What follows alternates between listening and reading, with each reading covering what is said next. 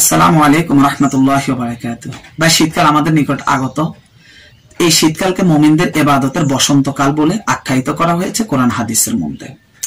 যেমন শীতকাল এলে সাইয়্যিদুনা বিশিষ্ট সাহাবী আব্দুল্লাহ ইবনে মাসউদ রাদিয়াল্লাহু তাআলা আনহু একে সর্বদা সবসময় স্বাগত জানাতেন। শীতকাল যখনই আগমন করতেন তখন তিনি একটি কথা, একটি বাক্য প্রায় বলতেন।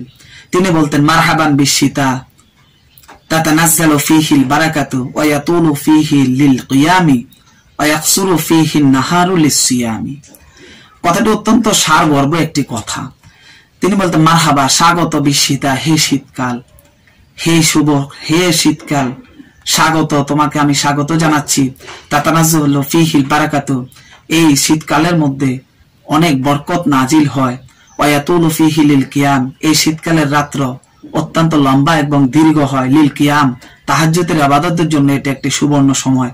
ওয়া ইয়াকসুরু ফীহি নাহারু লিস-সিয়াম, এবং এই শীতকালের দিন অত্যন্ত ছোট হয়, যেটা রোজা রাখার ক্ষেত্রে অত্যন্ত আনন্দদায়ক বিষয়। সুবহানাল্লাহ, এরকম জজবা, স্পিরিট এবং আগ্রহ তাদের মাঝে ছিল।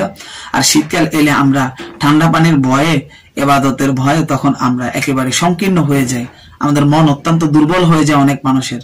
আসল কথা ভাই, অনেক মানুষের রোগের কারণে মন দুর্বল হয়, কিন্তু যারা সুস্থ সবল আল্লাহ যাদেরকে রেখেছে, তারা মন ছোট না করে, তারা মন সংকীর্ণ না করে, হৃদয় মনকে আরো ফুরিয়ে উজাড় করে বলতে পারে যে আব্দুল্লাহ ইবনে মাসউদের মতে, মারহাবান বিশীতা তাতানাজ্জালু ফীহিল বারাকাত, ও হে শীতকাল, তোমাকে স্বাগতম, সম্ভাষণ জানাচ্ছি, তোমার মধ্যে অনেক বরকত রয়েছে।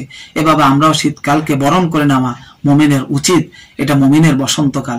এই বসন্তকালকে কাজে লাগিয়ে আমরা আল্লাহ তাআলার ইবাদত এবং নৈকট্য হাসিল করার, নৈকট্য অর্জন করার তৌফিক আল্লাহ তাআলা আমাদের সবাইকে দান করুক। শুধু এই সমস্ত ইবাদত নয়, বস্ত্র বিতরণ থেকে শুরু করে নিয়ে অনেক বড় বড় অনেক ইবাদত এবং কি সওয়াবের কাজ রয়েছে, যেটা আমরা একমাত্র শীতকালের মধ্যে অর্জন করতে পারি।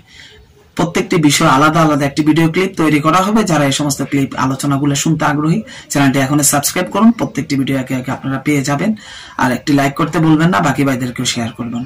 আশা করি